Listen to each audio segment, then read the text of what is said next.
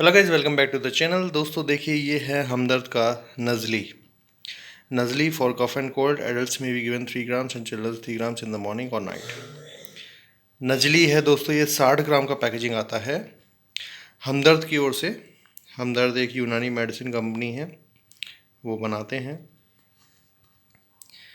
एक 60 ग्राम का packaging 105, expiry 23, manufacturing 20, customer care number, Hamdard laboratories, पूरा एड्रेस।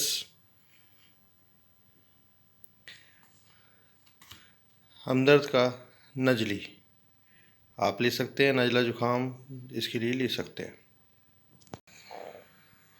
हमदर्द का बनाया हुआ 60 ग्राम का पैकेजिंग। परचेज़ करने के लिए दोस्तों डिस्क्रिप्शन में नंबर है, आप एक बार कांटेक्ट करिए। और जितनी भी सारी आयुर्वेदिक दवाइयाँ हैं वो सब मैं रखता हूँ, आप एक बार कांटेक्ट करेंगे तो मैं आपको सप्लाई दूँगा।